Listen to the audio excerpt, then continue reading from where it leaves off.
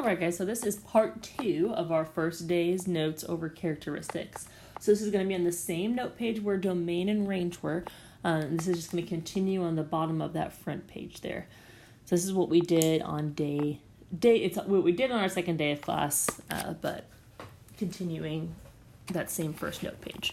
So next characteristic for functions we're going to look at is end behavior.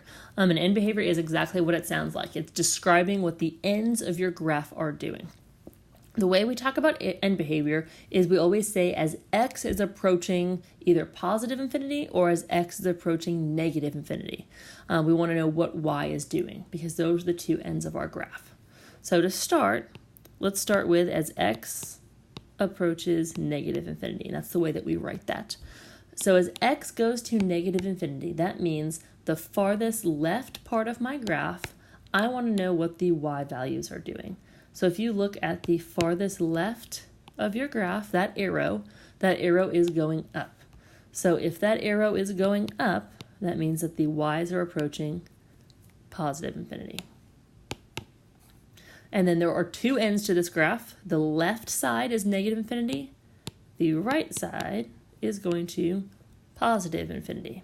So as x goes to positive infinity, we look at our graph.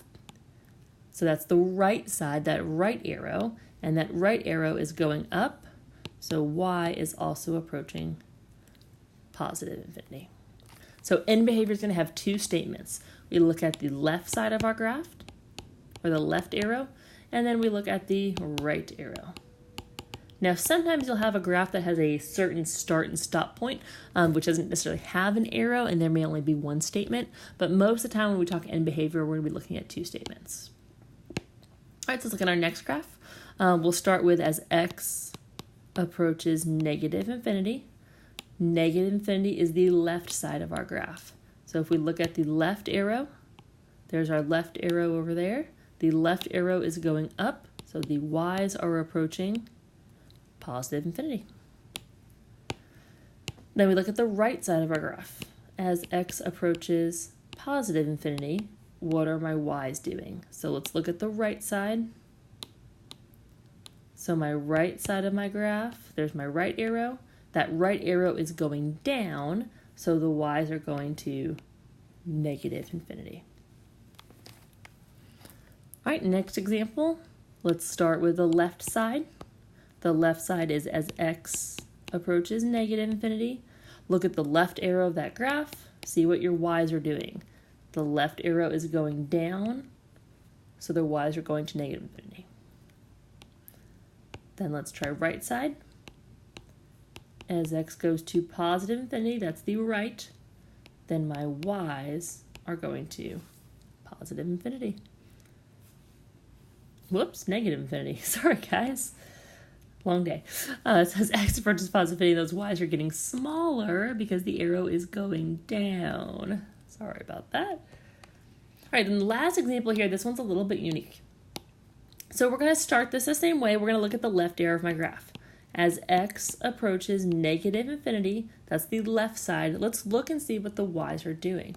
So if you notice here, that y value, it's not really going down, it's really going in more of a straight line.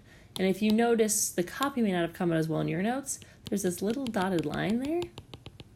That's something called an asymptote. We're going to talk about those a lot more later on this year. What that means is that this arrow is going to get closer and closer and closer to that dotted line without actually touching it. So that means that this arrow is actually not going towards negative infinity. It's actually just going to get closer and closer and closer to that y value. And that y value is 0. So there are a few cases where you'll put something other than positive or negative infinity when it comes to end behavior. All right, so let's go ahead and look at the right side. As x approaches infinity, let's see what our y's are doing. So let's check the right arrow. The right arrow is going up, so y is approaching positive infinity.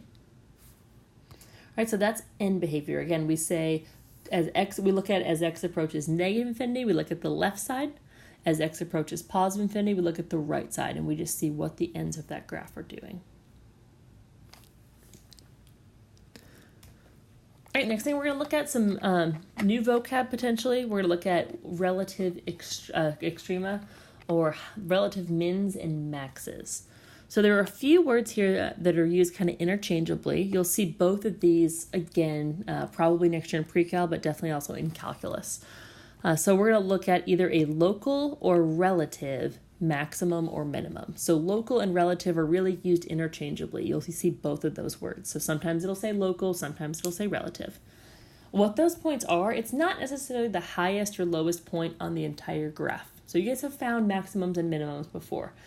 This is not necessarily the highest one for the whole graph, but it is the highest or lowest point relative to the points around it.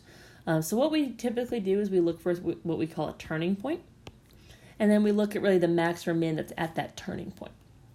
And what I mean by a turning point is if you look at, for example, on this first graph, this point down here. It's a turning point because your graph really looks like it turns. It actually changes from decreasing to increasing, which is the next thing we'll look at. But it's really the tops and bottoms of these curves. Those are going to be our relative or local mins or maxes. So if you look at this point right here, I'm going to go ahead and mark all of these points that I'm looking for here are those extrema. And what we're going to do is we're going to classify them by one of these specific names. So this first one that I marked right here, because it is the lowest point relative to the points around it, that is a relative or local minimum.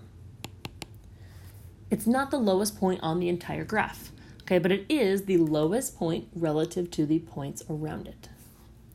All right, the next curve point that I plotted right here, that one is a relative or a local maximum because it's the highest point to the points around it. It's not the highest point on the entire graph, but it's the highest point to those near it.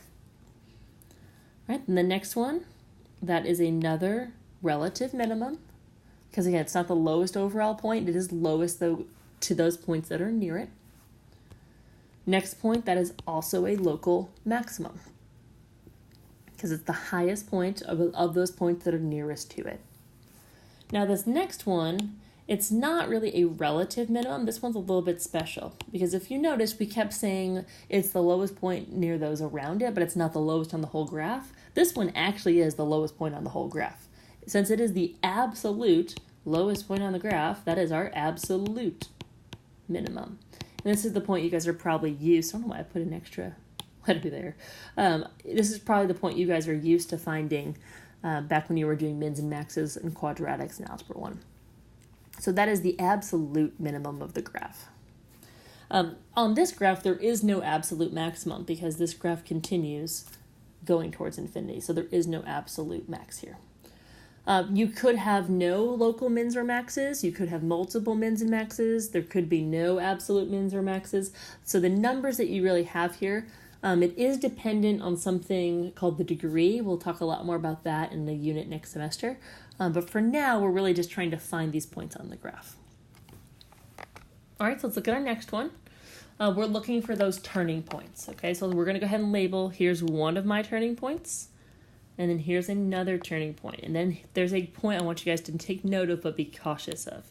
This little in-between curve right here is not actually a relative min or max. That's actually something called a point of inflection when you get to calculus.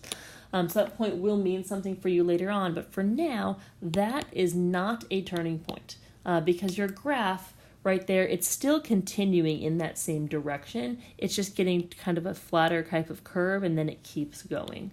So even though if you were to zoom in really close in that point, you'd see it a little bit clearer, but that is not a turn in your graph. So the 2 points that I have here, these are both relative or local. So this first one is a relative max. And then this bottom one is a relative or local min. This graph does not have any global or absolute mins or maxes. All right, last one on here. If you notice, this graph does not have any arrows. That means this graph will have both an absolute or a global min and a global max on it. So let's start by finding those. So I'm going to mark the global maximum. That is up here. That is the highest point on the overall graph. I'm going to go ahead and mark the global minimum. And again, global and absolute can just be used interchangeably. And then we look, there's two more curves on this graph. So up here, that's the top of a curve. That point would be a local max. And then this endpoint here, even though it's not, it doesn't continue in the other direction, it is still the lowest point relative to all those points that are near it. So that is still a local min, even though it is not the lowest point on the entire graph. So this graph had one of everything. Now, when it comes to actually listing these, one thing you'll notice at the bottom there, you really need to pay attention to your directions. So if a question is asking you for where the local or relative min or max occurs, then you should list the x coordinate because that's where it's happening. If it's asking for the value of the max or the min, that's when the y coordinate is going to matter to us. So when it comes to these types of problems, we just need to make sure we read our directions clearly and we answer the question that's actually being asked. Now, what max or min signify on our graph is where our graph changes from increasing to decreasing. So increasing and decreasing is not necessarily a difficult thing to figure out when you look at a graph. What can be difficult about increasing and decreasing is listing the intervals correctly. So this is going to use the interval notation that you guys saw already. So we're going to start with increasing and decreasing. So if you look at this first graph, we look left to right on this graph, right? If from left to right my graph is going up, then that section is increasing. If from left to right my graph is going down, that section is decreasing. So left to right, this part of my graph is going up. Left to right, this part of my graph is going up.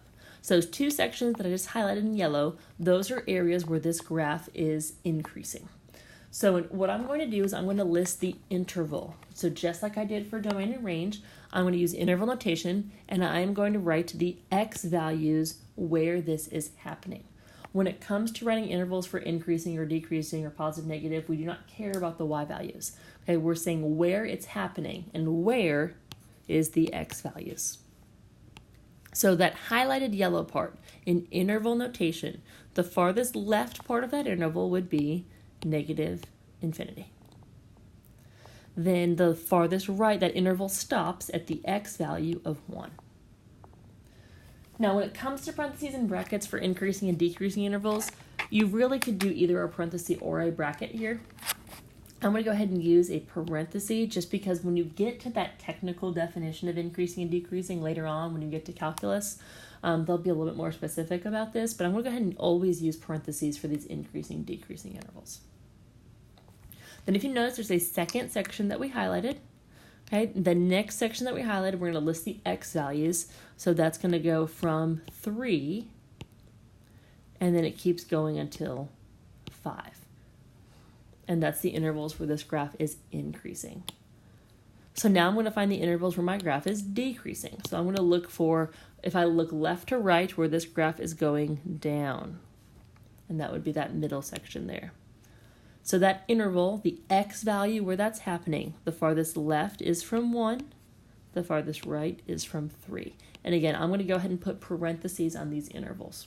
If you did put brackets, it's not going to be kind of wrong, at least for now. Again, but you'll talk a lot more about increasing, decreasing when you get to calculus. All right, now let's talk about positive and negative intervals. Okay, positive and negative intervals. So positive and negative is literally talking about where your graph, if it's positive, that's saying when are the y values positive. Your y values are positive when your graph is above the x-axis. So this part right here, I'll make sure it's a little bit more defined. That part right there is when my graph is positive. I am still listing intervals though, so I'm still saying the x values where my y's are positive. So from 0 until 2, that graph is positive. Now I am going to use parentheses on these for sure, because if it's exactly at 2, that value is not positive, that value is 0, and 0 is not positive. Then the next section is going to be union, and then from 4, again, parenthesis at 4 because that's exactly equal to 0. Then at 5, I am going to use a bracket because at 5, the y value is a positive value. All right, then the next section, I'll talk about where my graph is negative. So negative means, again, below the x-axis. So this part of my graph and this part of my graph. So the way that I'm going to list this, again, using x values. So farthest left is negative infinity. And then until 0, it stops being negative. It is going to be a parenthesis because it doesn't actually, it's equal to 0. It's not negative at that point. Then union to show the other section. And then my next section is going to be from 2 to 4.